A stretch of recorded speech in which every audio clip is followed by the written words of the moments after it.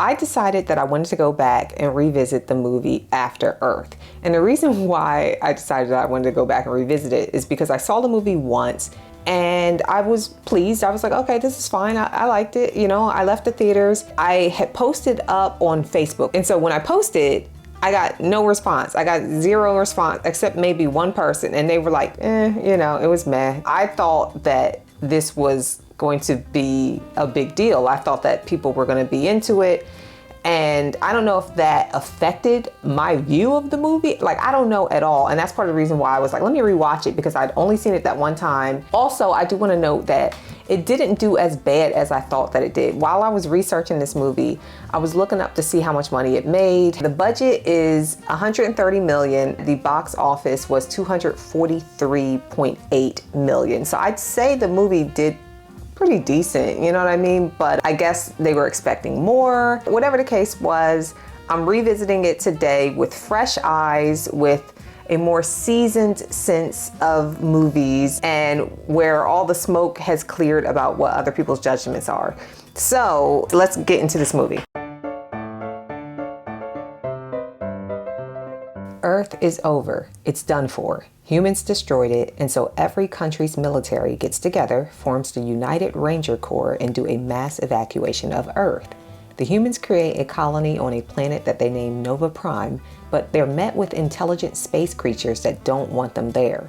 These space creatures send huge monster-like things called Ursa to kill the humans. The thing about the Ursa is that they detect humans by sensing humans' fear. Also, humans evolved to have these really weird accents. The Ursa sees humans based on the pheromones we secrete when frightened. Needless to say, it's a tough time to be a frightened human. Everything changes except the accents when Prime Commander Cypher Rage, played by Will Smith, discovers his ability to not be scared. He's super nonchalant and kills the aliens with no fear. This is called ghosting because his fearlessness makes him undetectable to the Ursa. This makes Cypher a hero amongst humans and sets the basis for where our story begins. And our story starts with Kitai, Cypher Rage's son, played by Jaden Smith, whose voice we hear as he lays dying in the middle of the woods. How'd he get there? Now this is a story all about how. Kidding. This all started 3 days before, when Kitai gets denied becoming a ranger right before his dad gets home from whatever mission he's on. Kitai is devastated, of course, because he wants to live up to his father's legacy. When Cypher arrives home, we are met immediately with his calmness. He doesn't offer much in terms of personality, and Kitai, of course, is in a crappy mood because he didn't make ranger. Perfect wife and mom Faia suggests Cypher brings Kitai on his next and last mission to Ephetos. Cypher agrees that this might be a good way for the two to bond. On the way to Ephetos, Kitai sees all of the respect that everyone has for his dad and brings up that he's reading Moby Dick. Later, on the ship, while his father is asleep, Kitai goes wandering around and enters a room where an Ursa is contained in some kind of cocoon and being watched by a few crew members. One crew member teases Kitai a little but lets him get close enough to the Ursa to see if he can ghost. This kid cannot ghost. Instead, he keeps flashing back to a moment when his older sister was killed by an Ursa, and this flashback scene we're going to keep repeating over and over and over again in this movie. It's like an intrusive thought for the kid, and I really hate this scene, not just because it's messed up, but I don't like the way it's shot. Cypher wakes up and calmly notices something weird going on with his ship. He calmly gets his son and leads him back, telling him and everyone else to strap in and prepare for something. He then calmly tells the ship's pilots that they're probably going to hit a meteor shower. The pilots didn't anticipate it, but they agree that Cypher's probably right because, I mean, it's Cypher and he's barely ever wrong. How often are you wrong? My wife would give a very interesting answer to that question. The meteor shower starts to happen and Cypher calmly directs the pilots to do something dangerous, and they do it, but this little directive makes them change course and they crash land on a planet that looks an awful lot like Earth. The crash is pretty intense, and this is like the beginning of this kid's freaking out. He's hyperventilating, passes out, like he is not chilling through any of this. His father, however, pretty chill, cool, calm, collected. Kitai wakes up amongst rubble and finds all of the crew members dead and his father passed out. Side note, I feel like Jaden looks so stressed out in all of his childhood movies, like his characters get no peace ever. Anywho, Kitai finds his dad passed out, but as soon as Cypher wakes up, he's like, "You good?" But Cypher is injured and it's really bad. Cypher tells Kitai that he must retrieve a beacon that can send a distress signal, but here's the thing. The beacon is in the tail end of the ship, which is like 100 kilometers away. And here's the unspoken thing. Kitai is terrible in the field. In practice, he's good, but when it comes to real danger, not so much. And so, armed with a device that lets his father watch him, some oxygen sippies to help him breathe, a weaponized cutlass, and some horrific memories of his sister being slaughtered by an Ursa, Kitai sets out for the tail end of the ship. Also, his father arms him with some words of confidence. Kitai, every single decision you make will be life or death. So, no pressure. Kitai sets out on his trek and Cypher has to decide whether he wants to take a painkiller or not, because if he does, it'll make him drowsy and he won't be able to be coherent enough to micromanage his helpless son. During this time, Cypher flashes back to memories of his daughter, and while his memories are much more positive than Kitai's, they're always through a camera phone, which is kind of sad because it means he was always gone. So, although his injury leaves him in pain, the real pain for him comes from his being a terrible, self-absorbed father. Immediately, Kitai is terrified and struggling. Everything is scary to him. He gets chased by some monkeys, gets paralyzed by a leech. Like, the negative energy around this kid is horrible. And so he bursts 2 of his oxygen sippies while self-medicating from the paralyzing leech. When he wakes up from having passed out, the nightly thermal shift happens and he takes shelter just in time. It's there that his dad tells him how he discovered his ability to ghost. I see his pincer through my shoulder, and I decide I don't want that in there anymore. Ain't nobody trying to hear that bullshit. Ultimately, Cypher tells Kitai that fear is just a story. Fear is not real. The next day, Kitai is still racing through the wilderness, Cypher is still losing blood, and Kitai gets to a waterfall. Up to this point, he's been lying to his dad about how many oxygen sippies he has left, but it's at the waterfall that Cypher finds out. Why are you not showing me the case? What? You heard what I said. And Cypher does not believe in his son at all, so he tells Kitai to abort the mission and return to the ship. It's at this point that Kitai decides to give his dad a piece of his mind. He calls Cypher a coward and blames him for his sister's death because he was never there. I mean, this kid goes for the jugular with it. Kitai may not be good at anything else, but he knows how to do something that even the Ursa can't manage to do, and that's to get his father's heart rate up. After this, Kitai jumps off of the cliff in order to cover more ground by gliding, and this is the first time in a movie that we see fear in Cypher's eyes. Cypher quickly recovers, however, and goes into navigation mode as he instructs Kitai in an attempt to verbally guide him away from the huge condor that's on his trail. The condor captures Kitai, who blacks out and wakes up in a huge nest surrounded by baby condor hatchlings. This cute moment doesn't last long as panthers attempt to get into the nest and murder the chicks. Kitai does his best to defend them but is unsuccessful and barely escapes himself. Although Cypher can still see Kitai, the communication between them is now broken, and Kitai must officially make his way to the tail of the ship on his own as his father looks on helpless in every way. Thinking that all is lost, Cypher decides to pre-record a heartfelt message for his wife, Faia. Faia,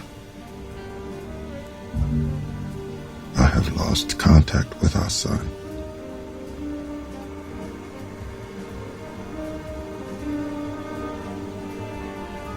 End message. Ain't nobody trying to hear that bullshit. Kitai makes his way through the wilderness and gets to a cave where he maps out his plan while calling to mind everything his father told him to do. The next day, while drifting asleep on a makeshift raft, Kitai floats down a river and his sister appears to him. She whispers something inaudible in his ear and they carry on a brief conversation where she points out that he's currently ghosting as his tiredness is distracting him from fear. I mean, it's not the most intentional way to ghost, but it's a start, I guess. Shinsi implores Kitai, I'm sorry, that's his sister's name. She's played by Zoe Kravitz, implores Kitai to wake up, but he decides to quote Moby Dick instead, so she eventually scares him awake. When he wakes up, he's in the middle of a severe thermal shift and everything is freezing over. He runs and then falls, passing out, and the condor from earlier drags him to shelter. It turns out that the condor mama had been following him ever since he tried to save her children, and she sacrifices her life saving his. This is kind of a callback to an earlier moment in the movie where Cypher tells Kitai that everything on the planet has evolved to kill humans. This is a Class 1 quarantined planet. Everything on this planet has evolved to kill humans. Turns out this isn't exactly true, and empathy still exists on Earth. Not long after this moment, Kitai reaches the tail of the ship, but after he tries to set off the thingamajig, the atmosphere blocks the signal. I mean, I kind of think this is great news because maybe it means Earth has its ozone layer back, right, guys? Like silver lining, come on. Kitai figures out that he must fire the beacon from the peak of a volcano, and that will allow the signal to reach all the way out into space. Cypher, who's able to see him but is not able to directly communicate, is happy to see that Kitai has figured this out and is on his way to the volcano. While climbing the volcano, Kitai is confronted by an Ursa, the same one that was on the ship from earlier. This Ursa escaped and killed everyone after the ship crashed. In fighting this Ursa, Kitai is able to tap into his ability to ghost, calling to mind what his father taught him from earlier about how he'd learned. Kitai defeats the Ursa and activates the device. This sends a signal to a team which immediately retrieves him and his father, taking them back to Nova Prime. Back on Nova Prime, Cypher is in bad shape, but when Kitai enters the hospital room, he demands that his team stand him up so he can salute his son, who he is now very proud of.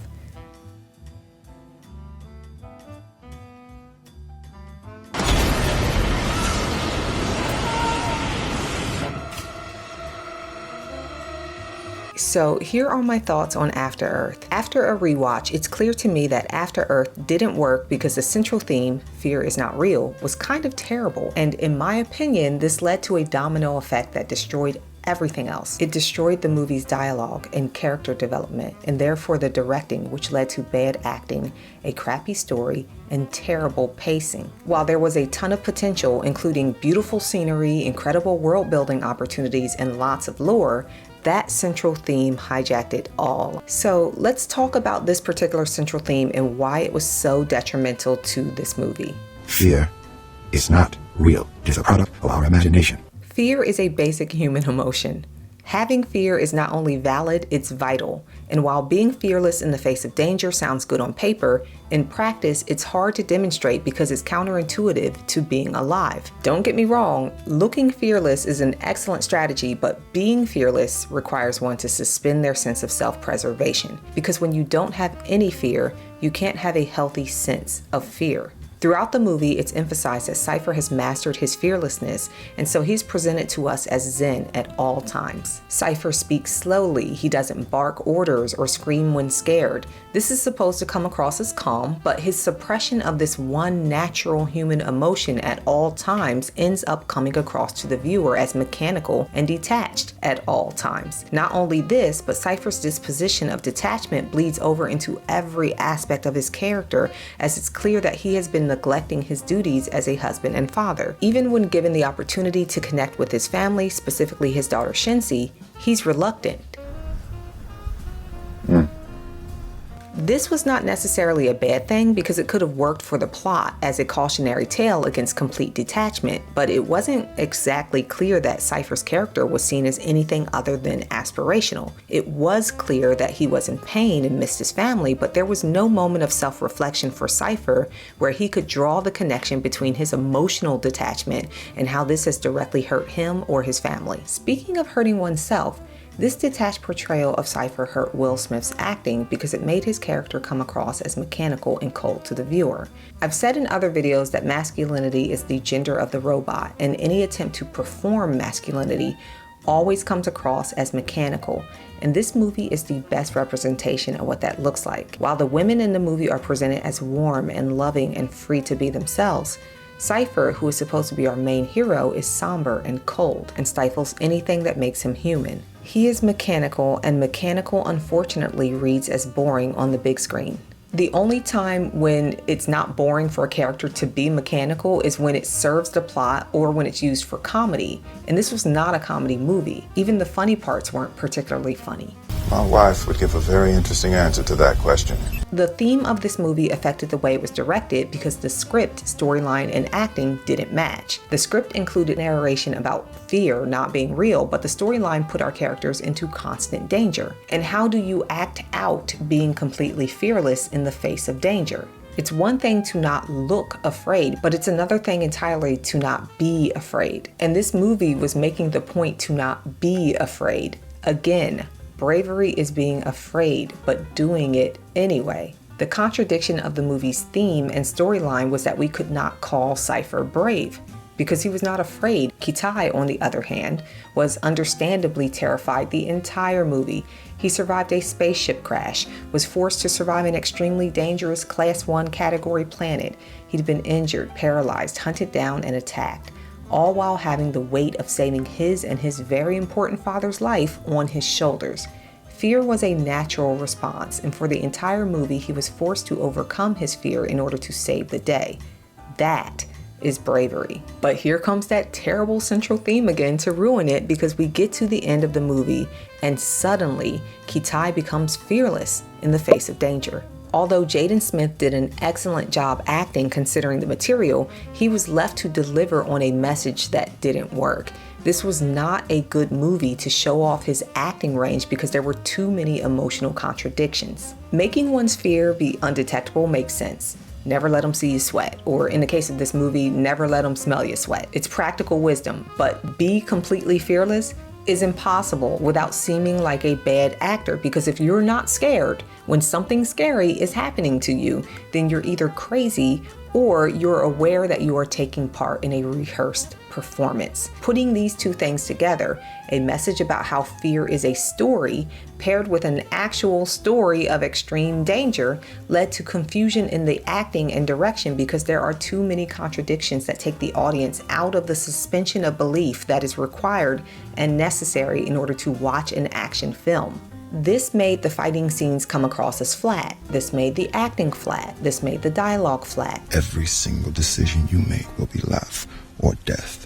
This made the pacing, however, very uneven. Moments in the movie that are supposed to be filled with depth and intensity tended to be so slow that it dragged the movie down to a level that brought the action scenes down with it too. Think about it. If the main character is slowly and calmly telling you that stories are not real, then that is going to be the message running through your mind while you're watching this story. Fear is not real. The only place that fear can exist is in our thoughts of the future. It is a product of our imagination, causing us to fear things that do not at present and may not ever exist. Unfortunately, there was no relief from the flatness because there were only two main characters. Everyone else served these characters in some way or other, which was another level of removing the viewer from the world of this movie. Instead of it being a movie about Cypher and Kitai, it became a movie about Will Smith and his son Jaden. This is why I think a lot of people's criticism of this movie unfairly focused on the nepotism aspect of Hollywood, as if all of Hollywood is not an entire industry of familial connections. This movie pretty much said to its audience, stories aren't real. Hollywood is fake. Look, we're chilling because we already know what's going to happen. And oh yeah, everybody around us worships us. And this is all due to the underlying terrible central theme. Fear is not real. As far as world building goes, if you take away the shaky message, After Earth has or had a lot to offer. New planets, different species of animals, the potential to showcase great technology. Even though I don't think it's going to happen, I would honestly have watched a sequel. I just think After Earth needed to find a better central theme. Kind of like how Star Wars had the Force and the dark side and the Jedi to speak to the constant need for balance within. This movie's true north could have been about overcoming fear and tapping into one's humanity. Instead, After Earth was heavy-handed with a self-sabotaging message that snowballed into everything else being sabotaged by connection. And I wish I could say I liked it as much as the first time I watched it, But to be honest, I don't really remember the first time, and that's not the best endorsement either. One thing I will say though is that with Room to Breathe, I think After Earth could have been a really great franchise. I wanted to know about the aliens that sent to Ursa. I wanted to know about Nova Prime and what life was like there. There were so many things left unanswered, and people were jumping at the opportunity to criticize this movie for, in my opinion, things that were forgivable, like, for example, the admittedly bad special effects. But again, this is all due to the central theme taking everyone out of the movie.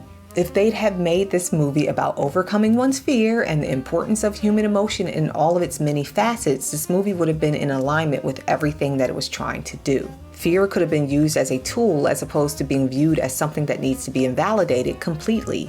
The women in the movie also would have had a little more depth as opposed to being depicted as perfect, angelic plot devices, which within itself is a whole other analysis. For now, I'll keep it quick and I'll just say this movie did not pass the Bechdel test. It failed with flying colors. Before I finish this video for good, I do want to add that I went back and I looked at a few clips from Pursuit of Happiness, which is one of my favorite movies ever, and I was thinking about the fact that this movie starred Will Smith and his son Jaden Smith, just like this movie, After Earth.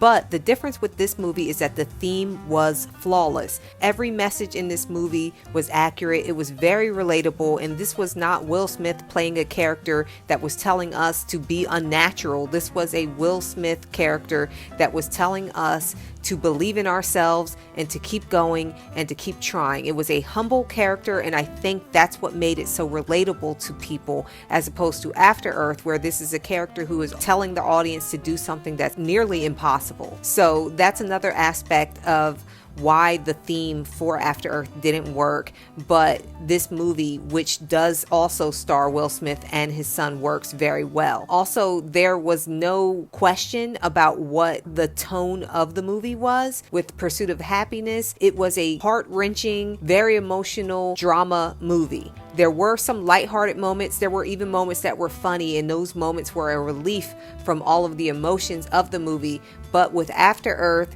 there were moments that were extremely calm, and this is supposed to be an action movie. So there was a lot of confusion with the tone, whereas Pursuit of Happiness, there was no confusion, and everything about this movie was streamlined, and it worked really, really well. All right, that's all I got. What did you think of this movie? Did you like it? Would you watch a sequel? What do you think that they could have improved? Like I said, that central theme, I think, was the Achilles. I can't even say it's the Achilles heel. That central theme was like a mass murderer just destroying the entire movie. It just was a domino effect that just messed every single thing up. But either way, let me know in the comments. Also, subscribe and share and push buttons and stuff. That's it. Bye.